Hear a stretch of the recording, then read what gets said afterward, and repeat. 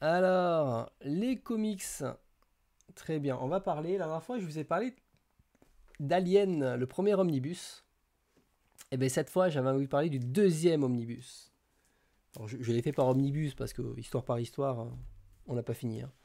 Euh, donc, je ne sais pas si vous vous rappelez, dans le premier omnibus, je vous avais dit que euh, on était sur après Alien 2 et l'équipe avait presque carte blanche pour créer la suite de Alien 2. Ça te plaît, Furiaz. Euh, et il y avait la suite d'Alien 2. Et donc, ils ont fait une extension à l'univers, rajouté des choses, rajouté des éléments aux aliens, etc. J'avais fini en vous disant que Alien 3 avait un petit peu cassé le délire parce qu'ils avaient décidé de couper court à tout ce qui a été créé en situant l'action immédiatement après et en tuant la gamine dès le début du film. Donc les histoires d'Alien, le premier, ont été écrits entre 88 et 92. Et cette fois, on va avoir des histoires. Alors, je vais passer sur le truc, hop, ici. Alors ça, c'est la couverture du volume 2, hein, c'est des gros gros pavés à chaque fois. Hop là, voilà. C'est mes chaussettes qui traînent par terre, hein, je les ai enlevées tout à l'heure. C'est un cadeau ça. Et vous avez du coup ici les histoires qui datent de voilà 93 à 94, hein. Donc du coup c'est 3 ans de publication ici. Donc comme les films ont décidé de ne pas suivre, automatiquement ça a perturbé un petit peu les idées créatives puisque la Fox a décidé d'en faire autrement. Mais c'est pas pour autant que c'est pas intéressant à lire. Alors il y a de tout, hein, comme dessin. Il y a des trucs très anciens et des trucs un peu plus modernes. Et donc on peut ressentir dans ce récit-là un petit peu la frilosité. Hop là, là on est sur du dessin plus vintage. On peut ressentir la frilosité d'aller à fond dans l'extension de l'univers alien parce que les auteurs continuent de proposer des histoires. Dans la continuité du comics, on en a toujours au début là, et notamment l'envie de reprendre le contrôle de la Terre aux mains des aliens, hein, puisque les aliens étaient arrivés sur Terre dans les comics. Et en fait, cet omnibus propose pas mal de bonnes idées. Les auteurs ils continuent d'essayer d'être originaux, et même si parfois ça peut donner des propositions assez étonnantes, du coup on a pas mal de choses. Donc par exemple, on a Labyrinthe. Donc attendez, j'ai mis mes petits stickers là, mais je crois que voilà, Labyrinthe, ça va être compliqué de les passer comme ça. Hop, voilà. On a Labyrinthe. Hop, je vous mets ça comme il faut. On va éviter d'abîmer son livre. Toc, c'est pas celui-ci, Labyrinthe. Hop là. Allez, j'essaie de vous retrouver le bon pour pour vous montrer un petit peu. Vous voyez des attaques d'aliens, vous voyez tout là. Ça doit être après. Hop là. Marine coloniaux, non, c'est pas ici. Bon, c'est pas grave, je vous montrerai après, on va pas passer 100 ans. On a Labyrinthe, par exemple, avec l'histoire d'un scientifique qui a survécu dans une ruche infestée par un champignon. Donc c'est assez intéressant parce que du coup les aliens ils sont désorientés. Donc ça, je trouvais ça assez cool en fait à découvrir et à lire. Hop là, j'essaie de retrouver le labyrinthe, mais je ne la retrouve pas. Attends, je vais regarder le sommaire. Hop. Voilà, labyrinthe, page 236. Voilà. Ah oui, c'était bien celle-là. Oui, oui, c'est moi qui. Oh, voilà, j'avais pas reconnu le scientifique. Donc ça, c'est assez cool. On a Cargo, où on a un trafiquant d'aliens qui se fait avoir à son propre jeu. On a donc Croisade, où on a des humains qui sont immunisés contre les aliens. On a la Symphonie, celui-ci, Symphonie, il est vraiment très cool. Et tout à la fin, où en fait, on a une sorte de compositeur fou qui veut absolument créer la symphonie parfaite en torturant des aliens et les garder sous contrôle. On a Bastion, où dedans on a un alien qui est robotique, qui est des plus perturbants, puisque vous voyez, il fume le cigare. Et c'est génial. J'adore. Regardez-moi ce alien en train de fumer le cigare. C'est juste incroyable. Et donc voilà, on a des idées comme ça. Et en fait, à partir de là, à partir de là, on va avoir 3 types d'histoires qui vont se dégager des aliens. Et qui vont être assez récurrentes dans l'univers alien. C'est-à-dire qu'on a des histoires sur la peur, avec des personnages où on va plus affronter le côté psychologique des personnages. Par exemple, au début, vous voyez, on est sur des cauchemars, on est sur des éléments comme ça. Donc souvent des histoires d'humains qui se retrouvent face à des aliens ou qui vont s'inventer des rituels. Alors, celle-ci, elle est magnifique comme dessin. Qui vont s'inventer des rituels pour que l'alien voilà, les épargne tel un dieu. On va en avoir d'autres où on va avoir une histoire pareil, de sacrifice humain, où on est plus sur la peur des personnages, la psychologie des personnages. En deuxième type d'histoire, on va avoir le côté scientifique fou qui fait n'importe quoi, avec ses tentatives d'expérience sur les aliens qui se retournent contre lui. On a par exemple ceux qui essayent c'est la première histoire, de s'infiltrer enfin de faire des cauchemars, enfin de s'infiltrer dans la tête des gens en faisant des cauchemars avec des aliens.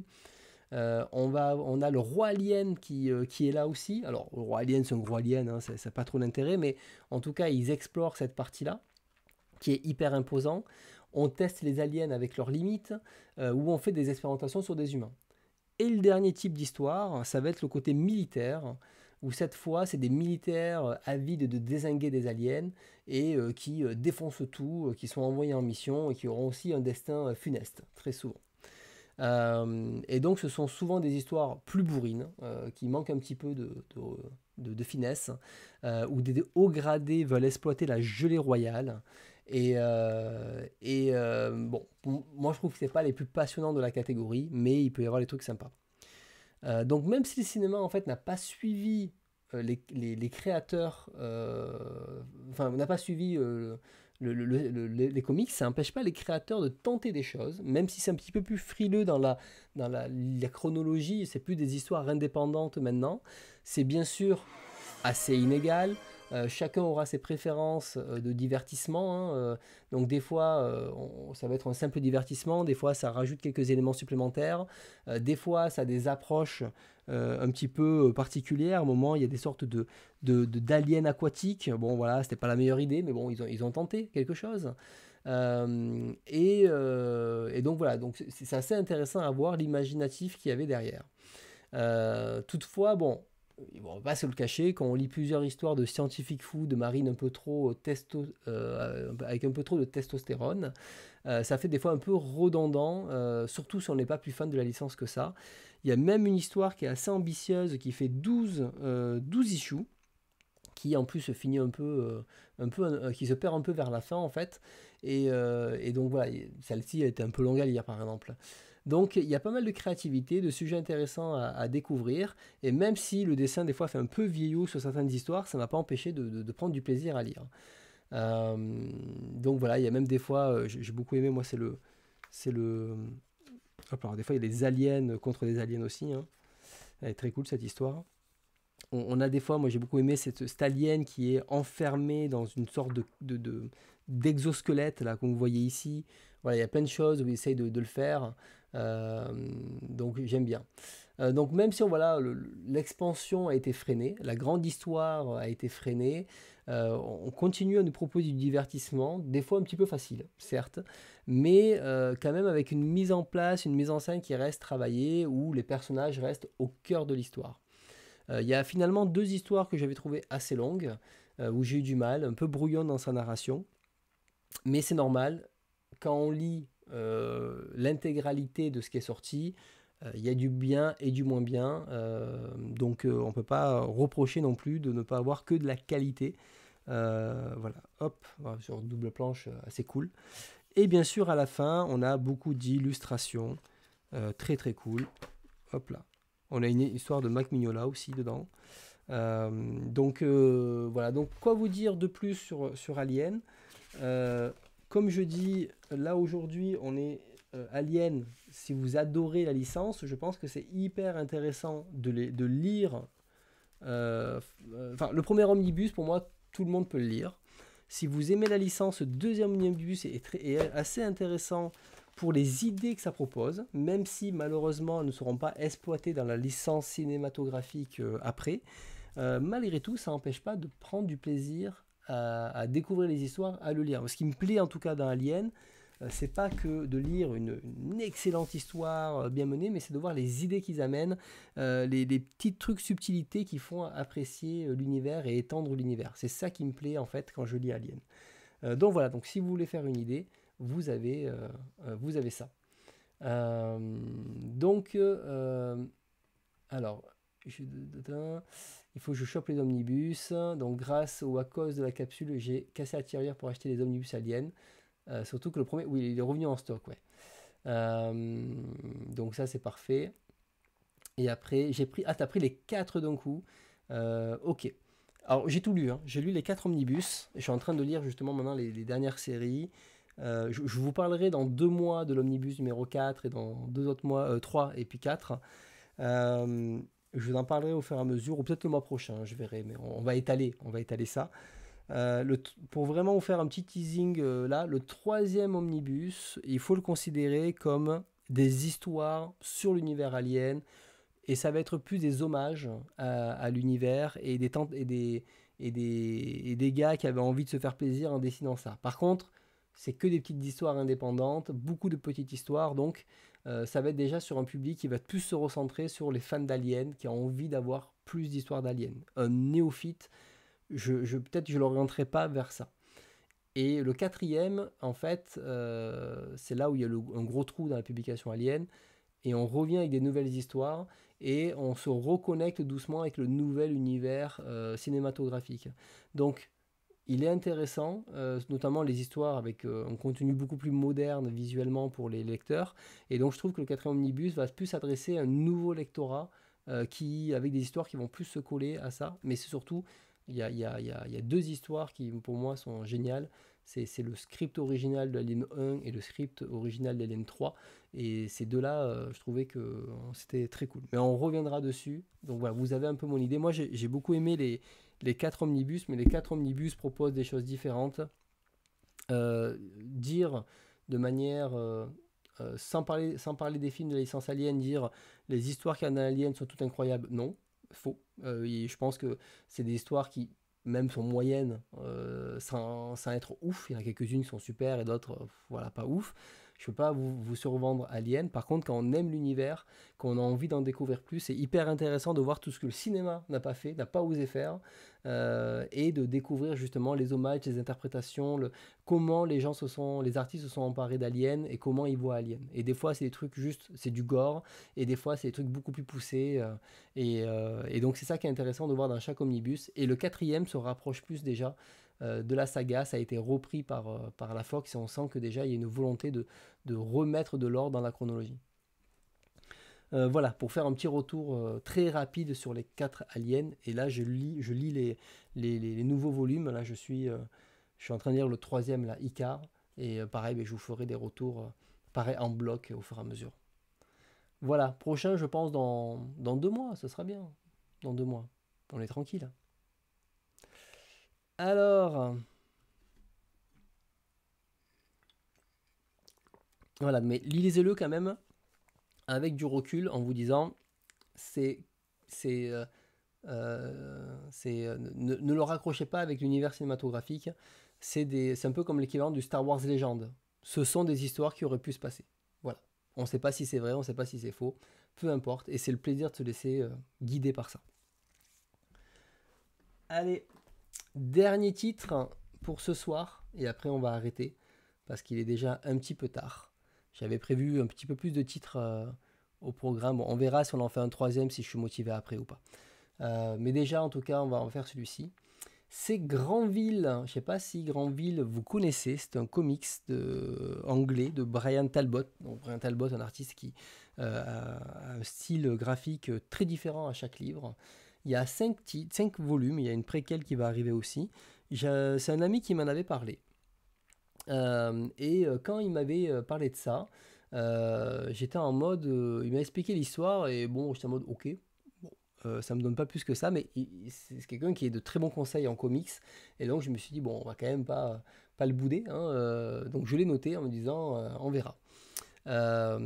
Et l'auteur, en fait, était invité à Angoulême. Donc je dis, bah, c'est un peu bête de passer à Angoulême et de ne pas prendre une petite dédicace au passage pour ça. Donc j'ai acheté le premier et je me suis dit, ben, la suite, je sais qu'elle est à ma médiathèque, donc je pourrais lire la suite sans problème, même si elle ne me plaît pas.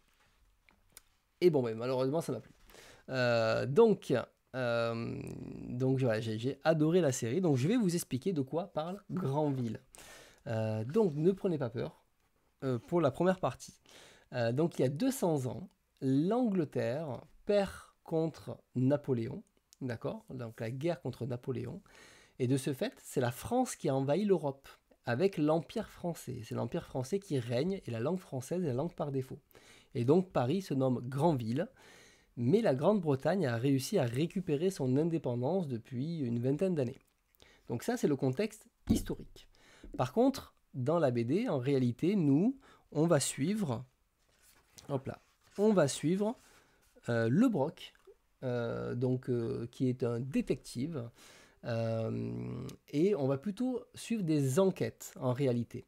Donc Le Broc est un inspecteur britannique qui va se retrouver à faire plusieurs enquêtes, notamment à Granville, pour élucider des affaires de meurtre très souvent dans ce contexte politique. Donc tout de suite, vous voyez, on a une sorte de d'hommage à Sherlock Holmes, mais Le Broc, lui, c'est une version un petit peu plus badass, un petit peu plus avec des méthodes un peu plus musclées. D'ailleurs, il a ses haltères avec lui tout le temps, et il n'hésite pas à mettre des tatanes dans les méchants si ça le saoule. Donc ça, c'est assez drôle. Et avant de parler de tout ça, il faut revenir un petit peu sur l'ambiance. En fait, comme vous voyez ici, c'est un univers au style steampunk, des plus plaisants, des mêlant machines à vapeur, véhicules volants avec des voiles, comme on peut voir, là il y a des hélices sur là, mais sinon des voiles aussi. Des robots, des trucs robotiques où on fonctionne avec de la vapeur. Et en fait, on nous plonge dans cette vision du 19e siècle qui est fantasmée par la science-fiction de l'époque, en fait. Et ça, j'ai beaucoup aimé. Et chaque volume de Granville va revisiter un grand classique. Donc, par exemple, dans le premier, c'est de l'action du style Tarantino. Dans le deuxième, ça va être plus au style Alfred Hitchcock. Dans le troisième, ça va être une parodie, un hommage à James Bond. Dans le quatrième, c'est une enquête policière un petit peu plus traditionnelle.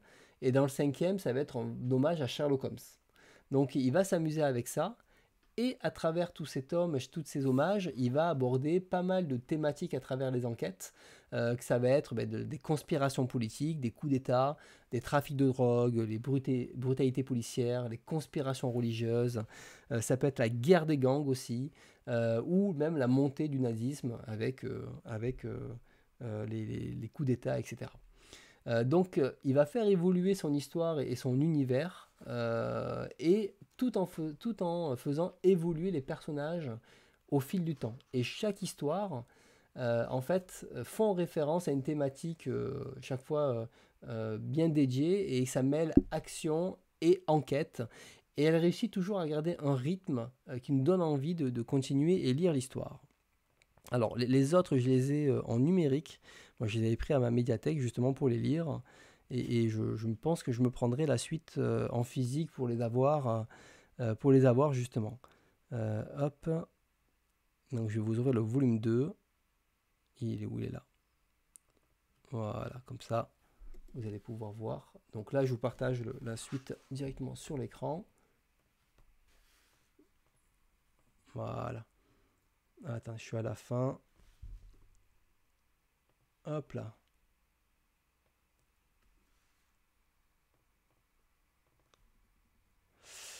Voilà, là c'est plus aussi le Jack l'Éventreur par exemple. Il y a plein de trucs que j'ai pas mentionné. Donc en fait, les personnages vont évoluer. On va découvrir pas mal d'éléments de leur vie en parallèle. L'auteur inclut des personnages féminins badass aussi, et qui ne se laissent pas marcher sur les pieds, et qui vont même montrer des capacités assez insoupçonnées. Et le Broc, qui est donc l'inspecteur là, on va le découvrir au fil du temps. Et si au début il est assez brutasse, on va l'apprécier de plus en plus au fil des tomes et au fil des enquêtes.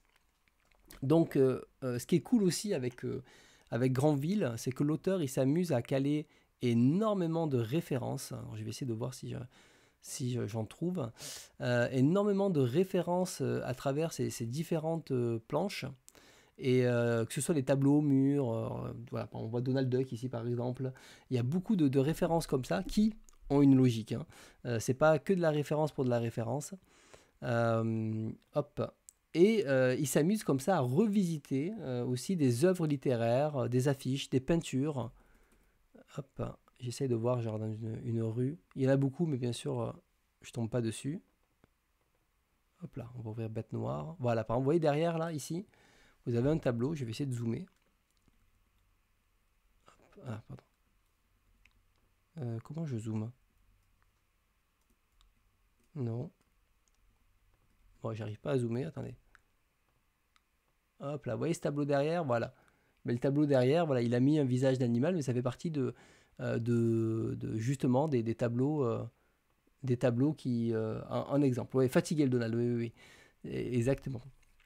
Et donc pas mal de références artistiques qui fait des connexions aussi avec notre univers et qui renforce aussi cette crédibilité d'univers. Et donc, comme vous avez vu, les personnages, bah, ce sont des animaux anthropomorphes. Et l'animal qui est choisi à chaque fois est choisi assez minutieusement pour coller un caractère ou une caractéristique qui accompagne naturellement l'histoire. Et plus on avance et plus on voit les références à des personnages que l'on connaît et qui prennent de plus en plus d'importance dans le récit. Donc, et donc l'auteur, il arrive à mener à bien justement les personnages qu'on connaît, tout en nous proposant des personnages anthropomorphes, le tout dans un univers steampunk contrôlé par l'Empire français, il réussit très très bien son exercice. Là, on a le côté religieux hein, qui est là avec la licorne. Donc c'est une des forces en fait de Granville, c'est que c'est un univers qui est crédible et qui est cohérent, qui est habilement mené et on y croit en fait à cet univers. Et il met en place de nombreux éléments au fur et à mesure des volumes pour les volumes suivants et rien n'est laissé au hasard et ça se ressent. Et on sent que l'auteur, en fait, il a passé énormément de temps à penser son univers et à vérifier si c'est cohérent. Le dernier volume d'ailleurs, il explique bien tout ce qu'il a fait et on voit qu'il s'est bien pris la tête. Et on prend du coup, au fur et à mesure des tomes, plaisir à fouiller dans les cases, voir si on ne reconnaît pas certaines références, et on prend plaisir à découvrir qu'est-ce qui va nous mettre au fur et à mesure de ça. Et on voit que Talbot, donc l'auteur, il est très cultivé et il en profite. Alors côté dessin, moi j'avoue que dans les premiers feuilletages, j'étais pas très convaincu. Mais maintenant que j'ai lu les 5, j'étais pas très fan de la couleur et tout, mais maintenant que j'ai lu les 5, je ne sais pas pourquoi, mais je ne me verrai pas avec une autre colorisation. Ça fait partie du livre. Et cette appréhension que j'avais au tout début, ben là, je ne l'ai plus du tout. Au contraire, j'adore le dessin qu'il propose. Pourtant, à la fin du premier tome, je vais vous le mettre en physique. À la fin du premier tome, il propose en fait, et de tous les tomes d'ailleurs, il propose un dossier hyper complet, je vais revenir dessus. Mais à la fin du premier tome, voilà, il montre à quoi ça ressemble. Donc la première planche à noir et blanc. Voilà, moi j'aime beaucoup cette planche-là avec que les aplats. Alors il manque bien sûr les fonds, hein, mais que les aplats. Et après il montrait que il mettait les effets et il mettait encore une seconde couche d'effets. Et moi je voyais bien un modèle un petit peu comme ça, ou 100% noir et blanc, qui est très très belle aussi. Et finalement, ben, aujourd'hui quand je reviens dessus, je me dis non mais en fait j'aime beaucoup cette colorisation un peu flashy, un peu excessive qu'il a proposée. Donc Granville, en fait, c'est une grande histoire composée de 5 plus petites histoires. C'est un univers qui est cohérent, qui est intelligent, avec de nombreuses références qui sont rarement mal placées. Et tout nous embarque tout au long des différentes ambiances. C'est ça que j'ai aimé en fait, c'est qu'il y a des ambiances différentes à chaque tome, des enquêtes différentes, plein de surprises qui sont là. Et on va se demander quelle trouvaille l'auteur va avoir pour le prochain volume. Là, j'ai vraiment fait que survoler l'œuvre, hein, c'est-à-dire que je ne vous ai pas parlé des enquêtes, de ce qui se passait à l'intérieur, de tous les personnages autour. Je veux dire, on pourrait passer beaucoup de temps, mais de ce pitch qui était un petit peu historique, un peu barbant, je dirais, ben en fait, tout ça, ça se lit très naturellement, ça se lit de manière limpide, on fait pas gaffe à ça en fait. Une fois qu'on a compris que tout le monde parle français, point final, il n'y a pas besoin de savoir plus. Mais malgré tout, il arrive à développer cet univers, développer les personnages, proposer toutes ces références avec des réinterprétations des grands thématiques, des grands thèmes ou des grands styles de personnages comment ça s'appelle euh, de styles d'enquêteurs que l'on connaît. Et je trouve que tout ce mélange-là, ça fait un mélange qui est quand même ultra cool à lire. Et moi, j'ai dévoré les 5 volumes. J'en lisais un par semaine pour un peu me limiter, entre guillemets, de me dire non, les enchaîne pas, un par semaine, et chaque week-end, je me prenais mon volume et je me lisais Granville et je me régalais à lire Granville. Je sais qu'il y a un préquel qui arrive, donc j'ai hâte de voir ce que ça donne, mais le récit est terminé en 5 volumes. Donc voilà, vous pouvez vous régaler. Moi, je vous conseille vraiment de laisser votre chance à Granville. Moi, je pense que je vais acheter justement les volumes qui me manquent pour ma collection, parce que ça fait partie de ces BD auxquels j'ai passé un excellent moment et j'ai envie d'y retourner. Donc voilà pour Granville, c'est vraiment une œuvre de qualité, un auteur de qualité, et pareil, j'ai envie de découvrir ce qu'il a proposé, qu'est-ce qu'il propose d'autre, sachant que, comment dire, sachant que son style est toujours différent à chaque histoire.